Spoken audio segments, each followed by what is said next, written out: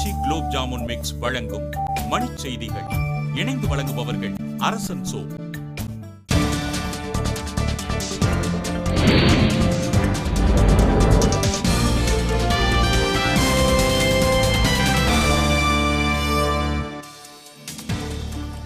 இந்தியாவில் பன்னாட்டு நிறுவனங்கள் 4 லட்சம் கோடி ரூபாய் வரி ஏய்ப்பு, அதிரடி வசூல் செய்ய நடுவண் அரசு திட்டம்.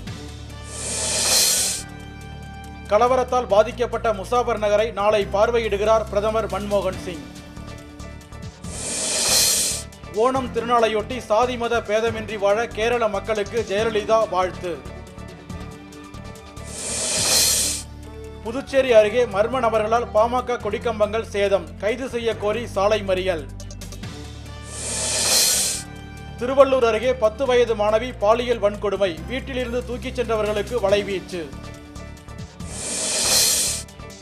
திருவனந்தபுரத்தில் போலி வைரக்கற்களை விற்பனை செய்த 4 பேர் கைது.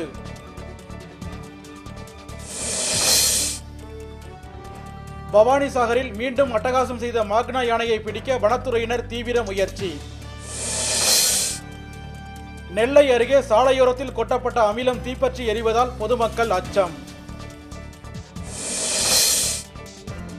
அம்பாசமுத்திரம் அருகே மணக்கொடை கொடுக்காத ஆத்திரத்தில் மனைவி எரித்து கொலை.